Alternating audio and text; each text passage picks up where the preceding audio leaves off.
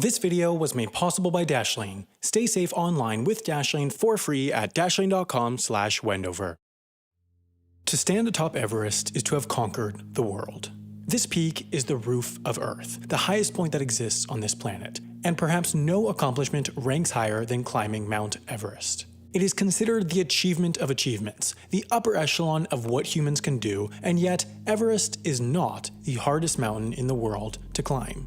Make no mistake, it is not easy, but even K2, the second highest peak in the world, is fairly universally recognized as more difficult and more dangerous to climb.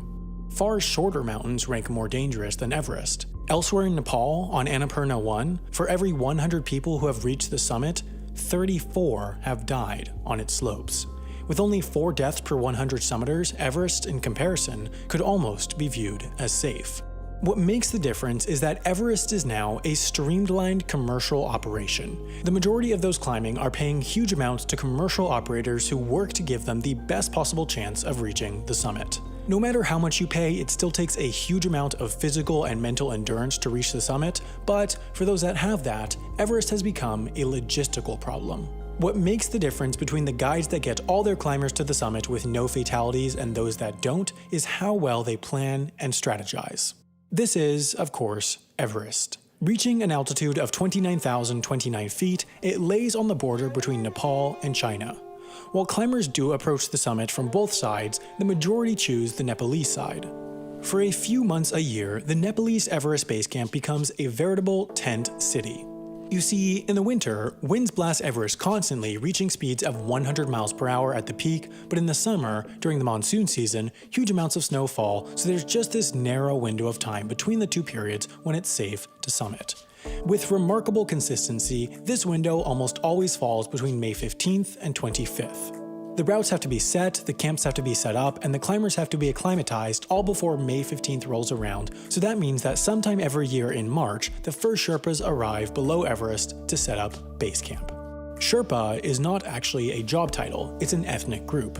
Sherpa people live in the mountains surrounding Everest and, remarkably, have genetic adaptations including larger lung capacity that helps their bodies perform better at higher altitudes. In addition, having been born and raised in the Himalayas, Sherpas have become some of the most skilled mountaineers in the world, and many of the world's climbing records are held by Sherpas. One Sherpa holds the record as having summited Everest 21 times. Sherpas are therefore hired to do the toughest work on Everest. Each commercial expedition will hire their own group of Sherpas to move supplies and guide climbers. So each March, long before the first climbers or Western guides even land in Nepal, the first Sherpas will arrive at base camp to set up tents for their expedition. Each individual climber typically pays somewhere upwards of $40,000 for their Everest expedition, with some companies charging as much as $130,000. Given that, base camp isn't just any old camp. The more expensive companies will have multi-room tents for each climber, dining tents, an on-site doctor, hot showers, power, and even Wi-Fi.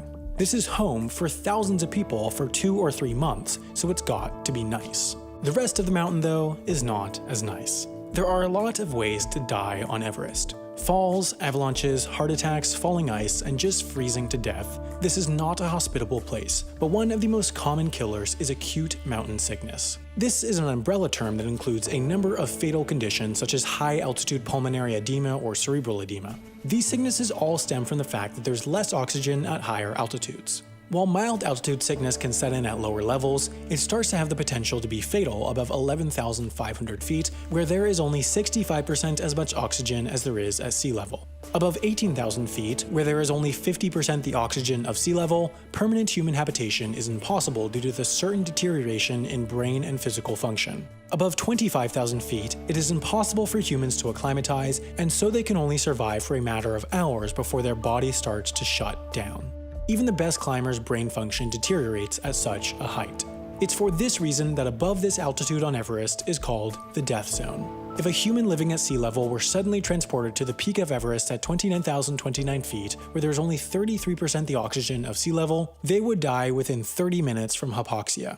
It is for this reason that nobody can just arrive at Everest and immediately head for the summit.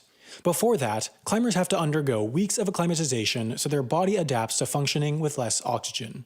In early April, climbers will typically fly to Kathmandu, meet their guide, then fly to Lukla, a small town with no roads in or out, and begin the slow 10-day trek up the valley to Everest Base Camp at 17,500 feet. Soon after base camp is set up by Sherpas, work starts on setting Everest's route. The first bit of this job falls on the Icefall Doctors. This is a group of the most elite and experienced Sherpas on Everest who have the formidable job of setting the route through the Khumbu Icefall. This glacier is characterized by deep crevices and, as an icefall, it moves by up to 4 feet a day. That means that at any moment, a crevice can open up, or a large piece of ice can fall, or an avalanche from the surrounding slopes can be triggered, which makes this section, despite being directly out of base camp, arguably the most dangerous on Everest. While other sections are dangerous if a mistake is made or individuals get sick, the Khumbu Icefall is equal opportunity deadly. It's just up to luck whether people make it through. To traverse the crevices, the Icefall Doctors set a series of ladders and ropes to guide the way up to Camp 1. Working as a Sherpa on Everest is perhaps the most dangerous job in the world, especially because, while paying climbers might pass through the Khumbu Icefall 3 times a season, a Sherpa might pass through upwards of 20 times. In fact, the Sherpa fatality rate is greater than that of a US soldier in Iraq during the Iraq War, 10 times higher to be specific. Meanwhile, they're really not making that much money, at least by Western standards. Nepal is the 25th poorest country in the world and the 3rd poorest in Asia. The average Nepali earns just $835 a year. Meanwhile, in just 3 months of work, an Everest Sherpa can earn more than $5,000, by far the most anyone can earn in the region without a high level of education. It comes at a price though. In 2014, a massive avalanche was triggered in the Khumbu Icefall that killed 16 Sherpas. Then, in 2015, another 11 were killed in the avalanches that followed an earthquake. A majority of the 53 deaths that have occurred on Everest since 2014 have been Nepalese Sherpas, which has led many to question the ethics of rich climbers hiring these poor Sherpas to do the most dangerous work. Many companies and climbers have countered this by creating and supporting foundations to improve education in the region so Sherpas can have better employment opportunities that don't involve the risks of Everest. Nonetheless, work continues. After the route through the Khumbu Icefall is set in late March or early April, the Sherpas will set up Camp 1. Soon after, they'll work their way upwards and set up Camp 2 and 3 along with the routes to them. Meanwhile, after a few days of rest at base camp, in mid-April, climbers will make their way through the Khumbu Icefall to Camp 1. This is an acclimatization trip for the body to adapt to climbing at high altitude. After an overnight there, climbers will continue through the relatively flat Valley of Silence and reach Camp 2, where they'll generally stay for a few days as its altitude at 21,000 feet makes it perfect for acclimatization. As a rule, the higher the camp, the fewer the amenities, but Camp 2 still offers hot meals. Often during this trip, climbers will climb a portion of the Lhotse face for further acclimatization before returning all the way down to base camp. Meanwhile, Sherpas will continue their work setting the route from Camp 3 to 4. Everything needed at these camps is carried on the backs of Sherpas. While base camp can be supplied by yak, the route to the upper camps is far too tough to be traversed by any animal or vehicle. You can't even supply them by helicopter. Base camp can somewhat reliably be reached by helicopter, but the higher you go, the thinner the air and the less lift helicopters' blades can generate. That means that to fly a helicopter to Camp 1, for example, you really can't carry much weight. Flights to Camp 1 happen semi-regularly for rescues, while flights to Camp 2 are exceedingly rare. It's just too risky for helicopter pilots to fly much above the Khumbu Icefall unless in a dire emergency. Helicopter rescues above Camp 2 are virtually impossible. One pilot has landed on the top of Everest, but he used a powerful helicopter in perfect weather with all but essential equipment stripped out to lower weight. Whether his feat could be repeated with an injured passenger is doubtful given the weight it would add. This is all to say, when it comes to moving equipment and people up and down Everest, expeditions rely completely on human power.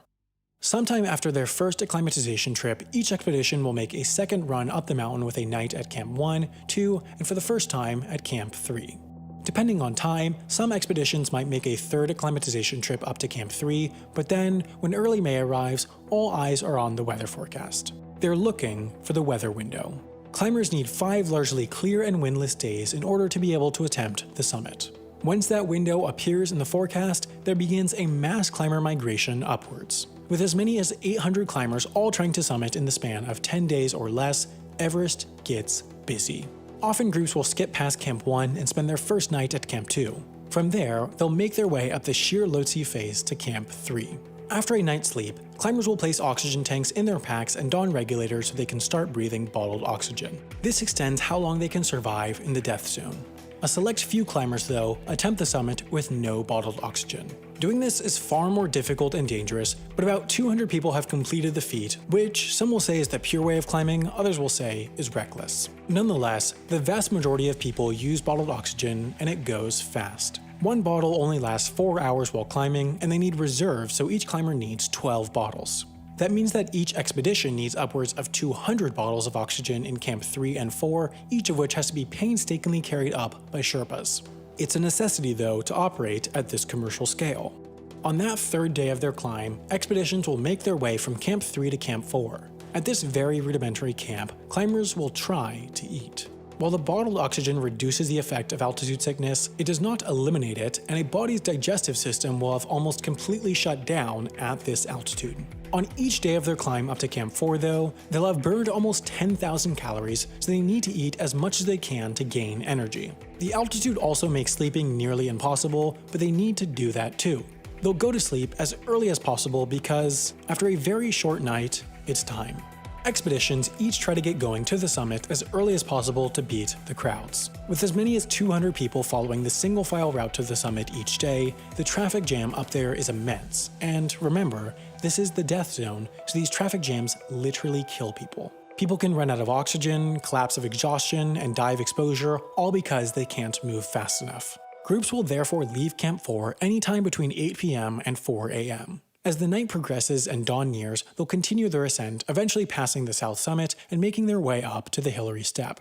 This feature is one of the most technically challenging, and with each climber taking 5 or so minutes to complete it, this is a significant bottleneck. From there, though, the summit is in reach, and after making their way across the relatively easy final section, they'll arrive at Everest Peak, and for a brief moment, there will be nobody on Earth standing above them. This is their moment, the one that each of them spent months and tens of thousands of dollars working for. After 30 minutes, though, the moment is over, and they'll head down, back to the world. It's become a continuous debate on whether climbing Everest has become too accessible.